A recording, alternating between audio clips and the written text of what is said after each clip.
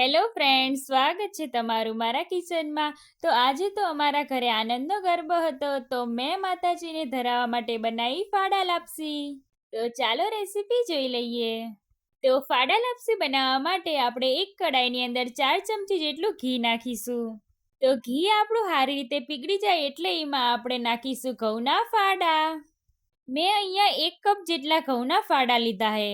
તો ઘી હારે આપણે ફાડાને સારી રીતે મિક્સ કરી લઈશું. તો હવે ફાડાને આપણે ધીમા તાપે સારી રીતે ઘીમાં શેકી લઈશું. તો અહીંયા મેં 1 ચમચી જેટલું બીજું ઘી નાખ્યું હે. મને અહીંયા થોડુંક ઓછું ઘી લાગતું હતું ને એટલે મેં બીજું ફેરથી 1 ચમચી જેટલું ઘી નાખી દીધું. શરૂઆતમાં હે ને ફાડા ઘીને એબ્ઝોર્બ કરી લેશે, પણ જેમ તે શેકાતું જશે ને એટલે એમાં ઘી છૂટું પડવા માંડશે. અને ફાડા આપણા સારી રીતે શેકાઈ જાય ને એટલે એ પહેલા કરતાં હલકા થઈ જશે. અહીંયા તમે જોઈ શકો કે ફાડા આપણા સારી રીતે શેકાઈ ગયા છે અને એનો કલર બદલાઈ ગયો છે. તો હવે એની અંદર આપણે 3 કપ જેટલું ગરમ પાણી નાખીશું. અહીંયા તમારે ગરમ પાણી જ લેવાનું છે. તો હવે ફાડાને આપણે ઢાંકી લઈશું અને 7 મિનિટ સુધી બાફી લઈશું.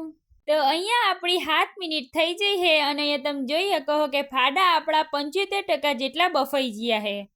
તો હવે એની અંદર આપણે 1 કપ જેટલો ગોળ નાખીશું. ગોળને આપણે સારી રીતે ફાડામાં મિક્સ કરી લઈશું.